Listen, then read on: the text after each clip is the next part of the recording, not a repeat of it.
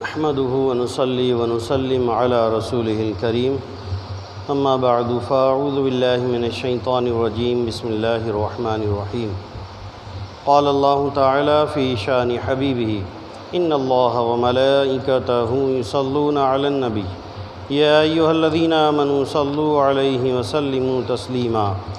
اللهم صل على سيدنا ومولانا محمد وعلى آله وبارك وسلم صلاة وسلاما علیک یا سیدی یا رسول اللہ۔ حمد و صلات کے بعد قرآن حکیم فرقان حمید کی وہ آیت مقدسہ جو درود پاک کے فضائل پر ہے تلاوت کی۔ اللہ تبارک و تعالی ہم تمام مسلمانوں کو نبی پاک صلی اللہ تعالی علیہ وسلم پر کثرت کے ساتھ درود و سلام پڑھنے کی سعادت عطا فرمائے۔ آج ہم انشاءاللہ اللہ والوں کی نماز سے متعلق کچھ سنیں گے کہ نماز میں اللہ کے نیک بندے کس طرح خوشی و خضوع کے ساتھ اور دل جمعی کے ساتھ نماز میں شریک ہوا کرتے اور کس طرح وہ اللہ رب العزت کی عبادت کیا کرتے تھے، اور نماز میں جلدی کرنا اور رکوع سجود صحیح ادا نہ کرنا، اس کے بارے میں سرکار دو عالم صلی اللہ تعالی علیہ وسلم نے تنبیہ فرمائی۔ حضرت عبد الرحمن بن سبل رضی اللہ تعالیٰ عنہ فرماتے ہیں نبی پاک صلی اللہ تعالی علیہ وسلم نے کوے کی سی ٹھونک یعنی چونچ مارنے اور درندے کی طرح ہاتھ بچھانے سے منع فرمایا، یعنی ساجد جو سجدہ کرنے والا ہے ایسی جلدی نہ سجدہ کرے جیسے کوا زمین پر چونچ مارتا ہے کہ چونچ مارتا ہے فوراً اٹھا لیتا ہے، اور اسی طرح کونیوں کو زمین پر اس طرح نہ بچھائے جیسے کتا یا بھیڑیا وغیرہ بیٹھتے وقت بچھا لیتے ہیں۔ حضرت سیدنا ابو موسیٰ اشعری رحمۃ اللہ تعالیٰ علیہ رضی اللہ تعالیٰ عنہ سے روایت ہے کہ اللہ پاک کے پیارے نبی صلی اللہ علیہ وسلم نے ارشاد فرمایا، جو شخص رکوع پورے طور پر ادا نہ کرتا اور سجدوں میں ٹھونکیں یعنی چونچے مارتا ہے، اس کی مثال اس بھوکے سی ہے جو ایک یا دو کھجور کھائے تو اس کی بھوک کو دور نہیں کرتی۔ حضرت سیدنا ابو ہریرہ رضی اللہ تعالیٰ عنہ نے ایک شخص کو مسجد میں آتے ہوئے دیکھا اور فرماتے کہ رحمت عالم صلی اللہ علیہ وسلم مسجد کے ایک کونے میں جلوہ کرتے۔ اس شخص نے نماز پڑھی، حضور اقدس صلی اللہ تعالیٰ علیہ وسلم نے نماز کے بعد اس سے فرمایا کہ تم دوبارہ نماز پڑھو، تم نے نماز نہیں پڑھی۔ وہ دوبارہ نماز پڑھ کر آیا، حضور کی بارگاہ میں اس نے السلام علیکم ورحمۃ اللہ عرض کیا۔ سرکار دو عالم صلی اللہ علیہ وسلم نے فرمایا وعلیک السلام، لوٹ جاؤ، نماز پڑھو، تم نے نماز نہیں پڑھی۔ پھر وہ نماز پڑھ کر آیا، اس نے سلام عرض کیا تو نبی پاک صلی اللہ علیہ وسلم نے اس سے پھر یہی فرمایا وعلیک السلام، جاؤ نماز پڑھو، تم نے نماز نہیں پڑھی۔ پھر اس نے نبی پاک صلی اللہ علیہ وسلم کی بارگاہ میں عرض کیا یا رسول اللہ صلی اللہ علیہ وسلم، آپ مجھے نماز پڑھنا سکھا دیجئے کہ نماز کس طرح پڑھوں۔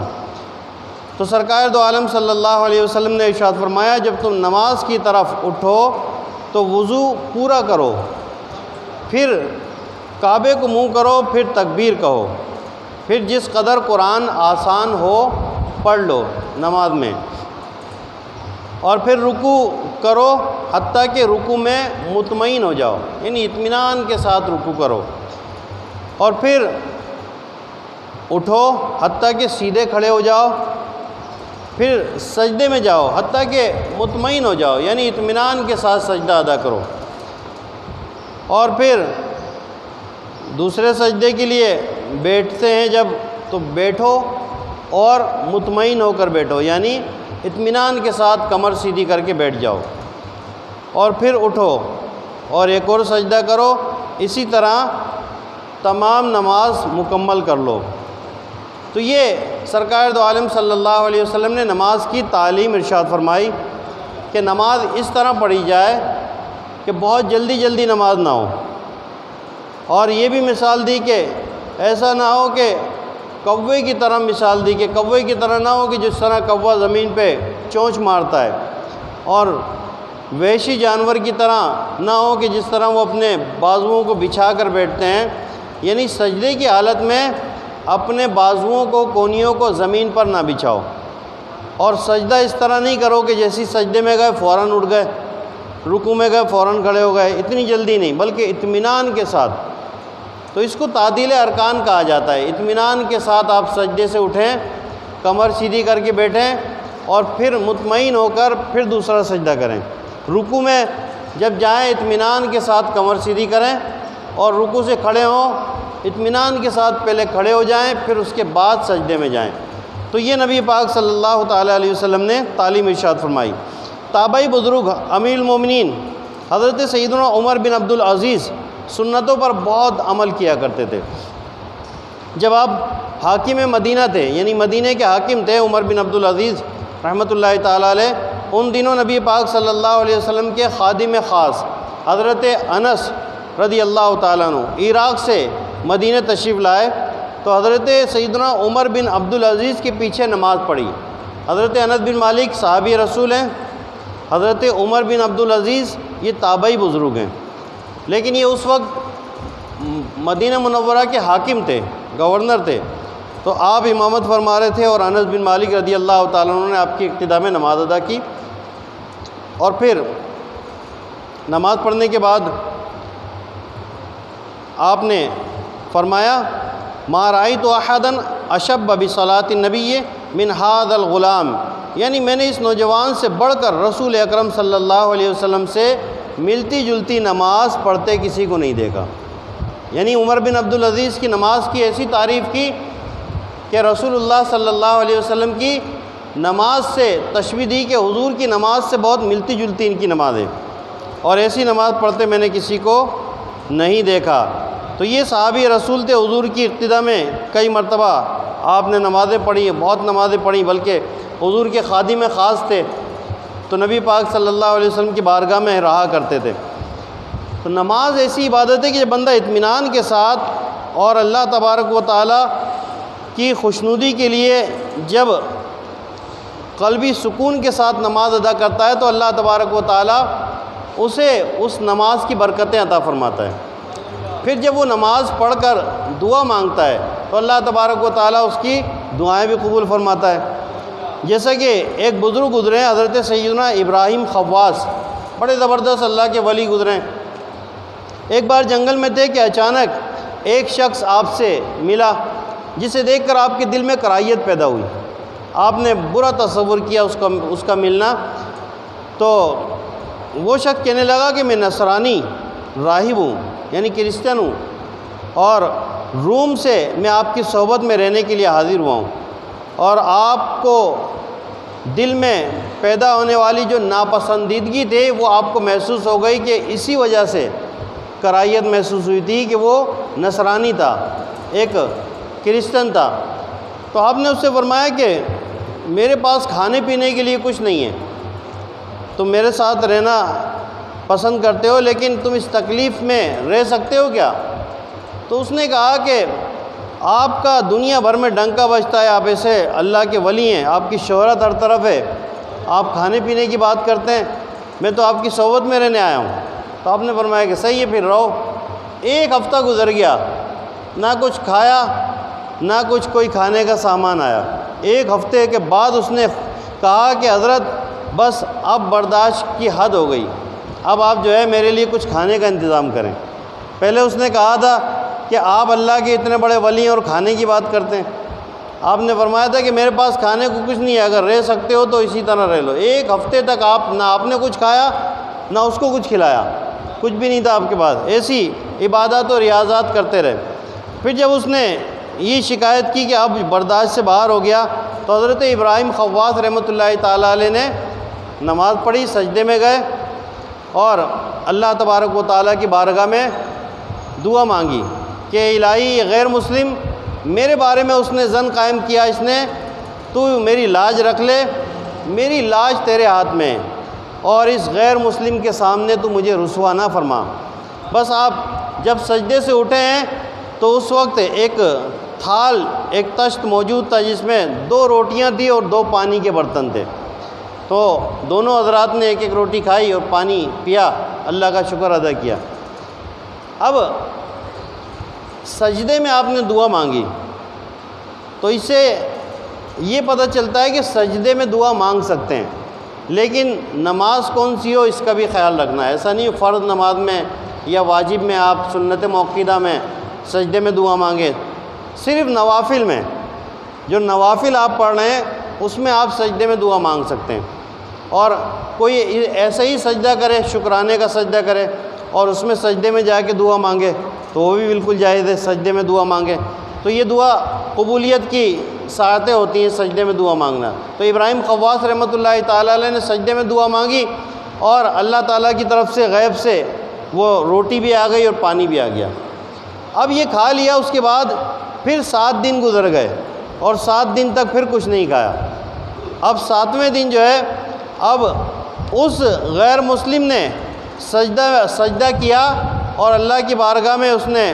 دعا مانگی۔ جب اس نے سر اٹھایا تو اب ایک تشت میں 2 روٹیاں نہیں تھیں بلکہ 4 روٹی تھی اور 4 پانی کے برتن تھے۔ حضرت ابراہیم خواص رحمۃ اللہ تعالیٰ علیہ دیکھ کر بڑا پریشان ہوئے اور آپ نے ارادہ کیا کہ میں نہیں کھاؤں گا، یہ غیر مسلم کے لیے آیا ہے تو یہ وہی کھائے گا۔ تو پھر اس نے خود کہا کہ آپ جو اس سے کھا لیجئے، اور آپ کو میں 2 خوشخبریاں سناتا ہوں۔ ایک خوشخبری تو یہ کہ میں اللہ تبارک و تعالیٰ کی توفیق سے اب مسلمان ہونا چاہتا ہوں، اور اسی وقت اس نے کلمہ پڑھا اور مسلمان ہو گیا۔ اور پھر دوسری بات اس نے بتائی کہ جب میں نے دعا مانگی اور سجدے میں گیا اور میں نے دعا مانگی تو میں نے یہ دعا مانگی کہ اللہ اگر نبی آخر الزماں حضرت محمد صلی اللہ علیہ وسلم نبی برحق ہیں تو ہمیں 2 روٹیاں اور 2 پانی کے برتن عطا فرما۔ اور پھر اس کے بعد میں نے یہ دعا مانگی اگر ابراہیم خواص تیری بارگاہ میں تیرے ولی ہیں تو 2 روٹیاں اور 2 پانی کے برتن اور عطا فرما۔ تو وہ کہتا ہے کہ 2 روٹیاں اور 2 پانی کے برتن تو نبی پاک صلی اللہ علیہ وسلم کے صدقے میں مل گئے اور 2 روٹیاں آپ کی وجہ سے ملی ہیں۔ تو مجھے یہ پتہ چل گیا کہ آپ اللہ کے ولی ہیں اور آپ کا مقام بارگاہ الہی میں بہت بلند ہے۔ تو یہ سن کر حضرت ابراہیم خواص رحمۃ اللہ تعالیٰ علیہ نے کھانا تناول فرمایا اور وہ ایک غیر مسلم آپ کی صحبت میں رہ کے مسلمان بھی ہو گیا، اور پھر اس کے بعد وہ بہت بڑا جو ہے عابد و زاہد بنا، اللہ کا ولی بن گیا، وہ بہت عبادت گزار بنا۔ تو اس سے ہی پتہ چلا کہ سجدے کی حالت میں جب بندہ دعا مانگتا ہے تو اللہ تبارک و تعالیٰ اس کی دعا کو رد نہیں فرماتا، اس کی دعا قبول کر لی جاتی ہے۔ ایک روایت حدیث باغ میں بھی اس کا مفہوم ملتا ہے، نماز کا چور، کہ نماز ایک ہوتا ہے مال کا چور، ایک ہوتا ہے نماز کا چور۔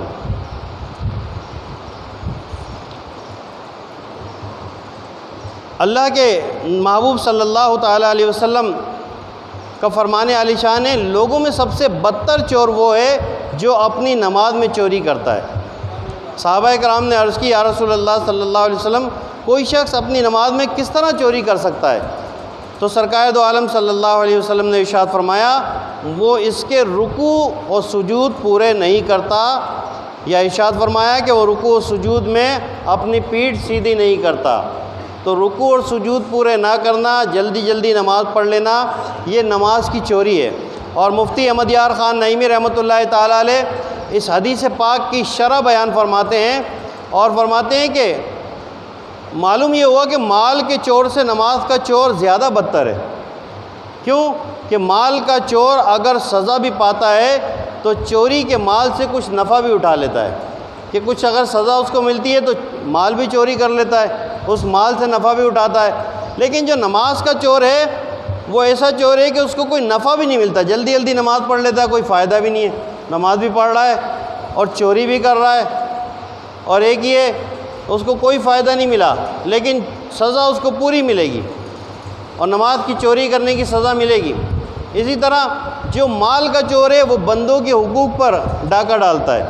اور جو نماز کا چور ہے وہ اللہ تعالیٰ کے حقوق چوری کرتا ہے، تو یہ زیادہ بدتر چور ہے۔ تو اسی لیے فرمایا کہ نماز کا جو چور ہے وہ مال کے چور سے زیادہ بدتر ہے۔ حضرت سیدنا حذیفہ بن یمان رضی اللہ تعالیٰ عنہ نے ایک شخص کو دیکھا جو نماز پڑھتے ہوئے رکوع اور سجود پورے ادا نہیں کرتا تھا، تو اس سے فرمایا کہ تم نے نماز نہیں پڑھی،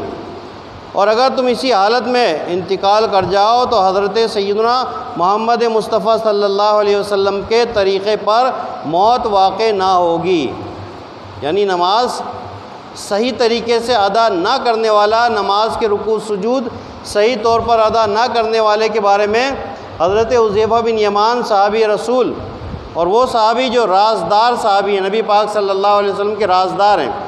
وہ کہتے ہیں کہ اگر اسی حالت میں تم مر گئے تو حضور کے طریقے پہ نہیں جاؤ گے۔ اور نسائی شریف کی حدیث ہے کہ آپ رضی اللہ تعالیٰ عنہ نے اس سے پوچھا کہ تم کب سے اس طرح نماز پڑھ رہے ہو، تو اس نے کہا کہ 40 سال تھے۔ تو آپ نے ارشاد فرمایا کہ تم نے 40 سال سے نماز ہی نہیں پڑھی، اور اگر اسی حالت میں تم پر موت طاری ہو گئی تو دین محمدی پر نہیں مرو گے۔ تو آپ دیکھیں کتنی خطرناک بات ہے کہ دین محمدی پر نہیں مرو گے، نماز کو صحیح طریقے سے ادا نہ کرنا۔ اب اس بات سے پھر وہ لوگ عبرت حاصل کریں کہ جو نماز صحیح طریقے سے نہیں ادا کرتے، اور وہ لوگ بھی عبرت حاصل کریں جو سرے سے نماز پڑھتے ہی نہیں ہیں۔ ایک نماز پڑھ رہا ہے لیکن صحیح نہیں پڑھ رہا، اس کے لیے یہ وعید ہے، اور جو نماز پڑھتا ہی نہیں ہے اس کے لیے بھی یہ وعید ہے۔ تو یہ ان سب لوگوں کے لیے۔ اب یہ صحابی رسول ہیں حضرت حذیفہ بن یمان، کچھ ان کے حالات آپ دیکھیں۔ یہ اتنے زبردست صحابی ہیں کہ نبی پاک صلی اللہ علیہ وسلم کے رازدار ہیں۔ حضور نبی کریم صلی اللہ علیہ وسلم نے ان سے بہت ساری راز کی باتیں کی ہیں جو دیگر صحابہ اکرام سے نہیں کی، اور ان کی کنیت ہے ابو عبداللہ، اور لقب ہے صاحب سر رسول اللہ۔ ان کا لقب ہی یہی ہے کہ صاحب سر رسول اللہ، یعنی رسول اللہ صلی اللہ علیہ وسلم کے رازدار۔ صحابہ اکرام کی عظمت و شان کے کیا کہنے، خود نبی پاک صلی اللہ علیہ وسلم نے ارشاد فرمایا، یعنی میرے صحابہ اکرام کی عزت کرو کیونکہ وہ تم میں بہترین لوگ ہیں۔ حضرت حذیفہ بن یمان کے والد ماجد کا نام حضرت سہل یا سہیل تھا، مگر یمان کے لقب سے مشہور ہوئے۔ والد صاحب نے کچھ وجوہات کی بنا پر مکہ مکرمہ چھوڑ کر مدینہ منورہ میں رہائش اختیار کی، تو حضرت حذیفہ بن یمان رضی اللہ تعالیٰ عنہ مدینہ منورہ ہی میں پیدائش ہے آپ کی، اور آپ جو ہے ان کو نبی پاک صلی اللہ علیہ وسلم نے ایک موقع پر اختیار دیا کہ حذیفہ تم چاہو تو مہاجرین میں اپنا شمار کر لو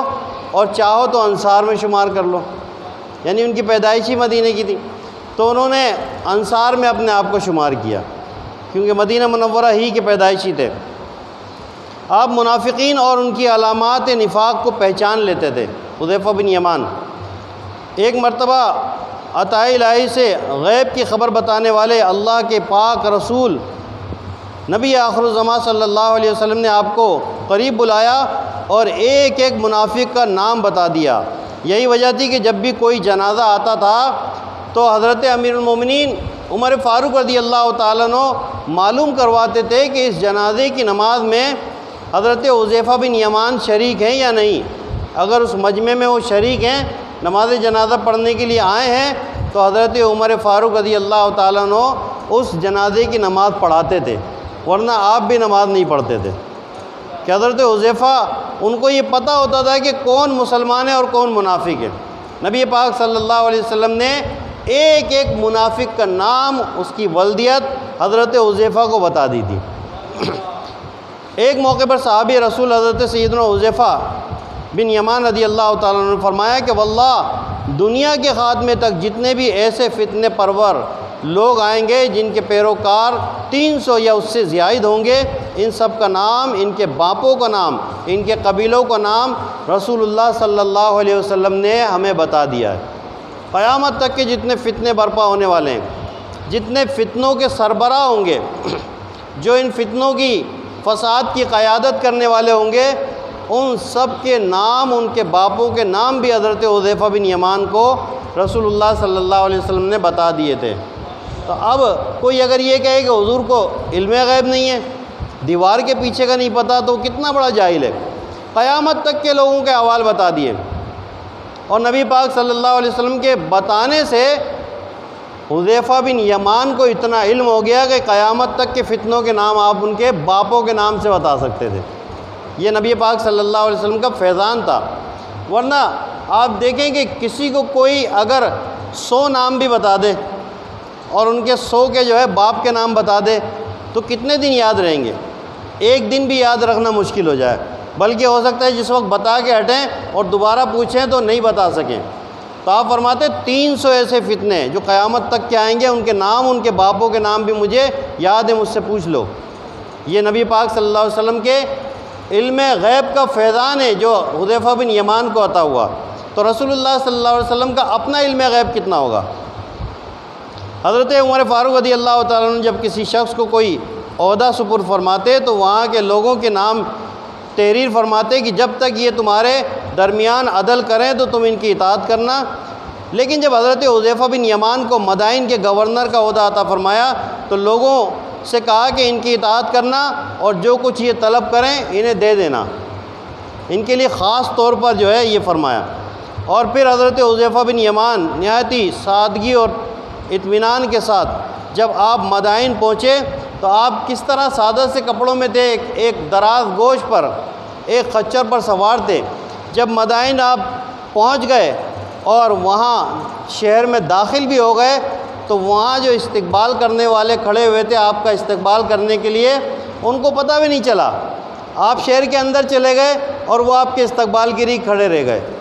جب ان کو یہ پتہ چلا کہ حضرت تو تشریف لا چکے ہیں اور وہ تو شہر کے اندر ہیں، تو انہیں احساس ہوا کہ اتنی سادگی کہ آپ ان کے درمیان سے گزر گئے لیکن پتہ ہی نہیں چلا، اور آپ وہاں کے جو ہے گورنر مقرر کیے۔ حضرت عمر فاروق رضی اللہ تعالیٰ عنہ کو جب مدائن سے آپ کی واپسی کی اطلاع ملی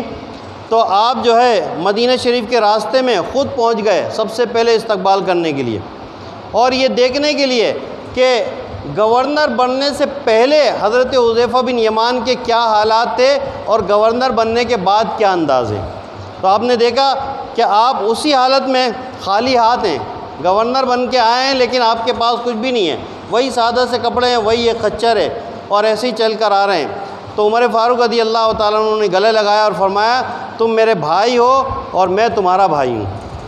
کہ واقعی تم جو ہے وہی حذیفہ بن یمان ہو جو گورنر بننے سے پہلے تھے، اور وہی سادگی اور وہی عاجزی۔ تو یہ حضرت حذیفہ بن یمان رضی اللہ تعالیٰ عنہ کا مقام تھا۔ جب ان کا انتقال ہو گیا تو انتقال کے بعد ایک تقریباً یوں سمجھے کہ سینکڑوں سال بعد 1300 سال سے زیادہ عرصہ گزر گیا، جب ان کے مزار کو کسی وجہ سے منتقل کیا گیا تو کچھ پانی وغیرہ کا مسئلہ تھا، کچھ نمی آ رہی تھی ان کے مزار میں، تو آپ نے خواب میں آ کر بشارت دی کہ میرے قبروں کو جو ہے منتقل کیا جائے۔ تو حضرت جابر رضی اللہ تعالیٰ عنہ اور حضرت حذیفہ بن یمان کو 1351 سن ہجری میں، یعنی یوں سمجھے کہ ابھی 100 سال بھی نہیں ہوئے، 1351 سن ہجری میں آپ کے مزارات کو کھولا گیا، اور سینکڑوں سال پہلے آپ کا وصال ہوا ہے۔ حضرت سیدنا عثمان غنی رضی اللہ تعالیٰ عنہ کے دور میں آپ کا وصال ہوا ہے، اور اتنی صدیاں گزرنے کے بعد جب آپ کے جنازے کو نکالا گیا تو آپ کا کفن بھی سلامت تھا، آپ کا چہرہ بھی تر و تازہ تھا، اور ایسا محسوس ہو رہا تھا کہ ابھی انتقال کیے ہوئے 2-3 گھنٹے ہی گزرے ہیں یہ۔ اور اس کو باقاعدہ پوری دنیا میں دکھایا گیا، اور اس کو باقاعدہ ویڈیو اس کی بنائی گئی، اور حج کے بعد جو ہے یہ واقعہ رونما ہوا۔ حج کی وجہ سے روک دیا گیا تھا کہ حج میں جب لوگ گئے ہوئے ہیں سب آ جائیں، تو اس کے بعد جو ہے آپ کی مزار کو جو ہے کھولا جائے۔ تو مفتی اعظم کے حکم سے بادشاہ وقت نے خود جو ہے کھلوایا، اور لاکھوں لوگوں نے جو ہے اپنی آنکھوں سے ایک بہت بڑی سی اسکرین لگا کر ویڈیو بھی بنائی گئی، اور پروجیکٹر کے ذریعے جو ہے لوگوں کو دکھایا بھی گیا۔ تو اتنے سینکڑوں سال بعد حذیفہ بن یمان اور حضرت جابر رضی اللہ تعالیٰ عنہ کے مزار جب کھولے گئے تو دونوں صحابہ اکرام کے مزارات بالکل تر و تازہ تھے، اور ان کے ساتھ ان کا کفن بھی صحیح تھا، ان کا چہرہ بھی شاداب تھا، اور ان کی داڑھی بھی اسی طرح جو ہے جس طرح تھی اسی طرح خط بنا ہوا ہے۔ تو یہ اللہ کے ولیوں کی، اللہ کے نیک بندوں کی جو ہے انتقال کے بعد بھی ان کے جسم سلامت رہتے ہیں۔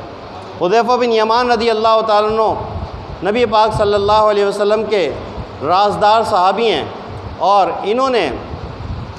جو ہمارا موضوع تھا نماز کا، تو انہوں نے نماز کی ایک شخص کو تلقین کی اور اس سے فرمایا کہ جس طرح تم یہ جلدی جلدی نماز پڑھ رہے ہو، رکوع سجود صحیح نہیں کر رہے ہو،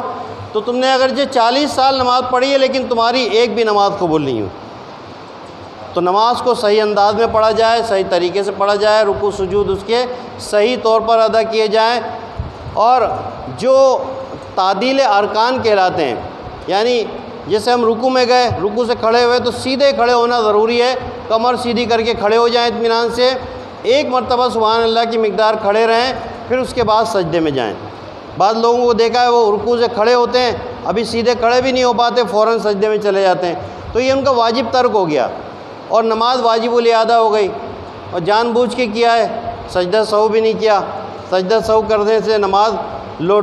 صحیح ہو جائے گی، لیکن غلطی سے جب واجب ترک ہو، جان بوجھ کے کریں گے تو سجدہ سہو بھی کارآمد نہیں ہوگا۔ اسی طرح ایک سجدے سے دوسرے سجدے کے درمیان بیٹھتے ہیں تو آپ دیکھیں بہت سارے لوگوں کو آپ دیکھیں گے کہ وہ سیدھے بیٹھ بھی نہیں پاتے، ابھی جھکے ہوئے ہوتے ہیں، دوسرے سجدے میں چلے جاتے ہیں، تو یہ واجب کا ترک ہو رہا ہے۔ اور ایسی نماز جو ہے اس کے بارے میں حذیفہ بن یمان رضی اللہ تعالیٰ عنہ نے فرمایا کہ اگر تم اسی نماز پر رہے تو تم دین محمدی پر نہیں مرو گے، تمہارا انتقال دین محمدی پر نہیں ہوگا۔ تو اطمینان کے ساتھ سجدے سے اٹھیں، بیٹھیں، کمر کو سیدھی کریں، ایک مرتبہ سبحان اللہ کی مقدار سیدھے بیٹھ جائیں، اس کے بعد دوسرے سجدے میں جائیں۔ تو یہ خشوع و خضوع کے لیے ضروری ہے کہ ہم اطمینان کے ساتھ نماز پڑھیں۔ ہمارے اسلاف بزرگان دین جو نمازوں سے ان کو اتنے فیض و برکات حاصل ہوا کرتے تھے، وہ اسی وجہ سے ہوتے تھے کہ وہ نماز کو بڑے اطمینان سے پڑھا کرتے تھے، بہت خوشی و خضوع کے ساتھ، دل جمعی کے ساتھ، اللہ تبارک و تعالیٰ کی طرف لو لگاتے ہوئے، اس کی طرف رجوع کرتے ہوئے۔ بندہ حدیث پاک کا مفہوم ہے کہ جب بندہ نماز کے لیے کھڑا ہوتا ہے تو وہ اللہ تبارک و تعالیٰ اور اس کے درمیان جو پردے حائل ہوتے ہیں وہ سب ہٹا دیے جاتے ہیں، وہ اللہ تعالیٰ کے سامنے کھڑا ہے، اور اب وہ اللہ کی بارگاہ میں بالکل ایسا موجود ہے کہ اللہ تبارک و تعالیٰ اسے اس طرح دیکھ رہا ہے کہ وہ اللہ رب العزت کی بارگاہ میں کھڑا ہے۔ تو اب اس کو کس طرح نماز پڑھنی چاہیے، یہ تصور باندھ کے جب ہم نماز پڑھیں گے تو ہماری نماز میں خشوع و خضوع بھی آئے گا، لذت بھی آئے گی، اور ہماری نمازیں قبول بھی ہوں گی۔ پھر اس کے بعد جب ہم دعا مانگیں گے تو اللہ رب العزت ہماری دعاؤں کو بھی قبول فرمائے گا۔ اللہ تعالیٰ ہم سب کو عمل کی توفیق عطا فرمائے۔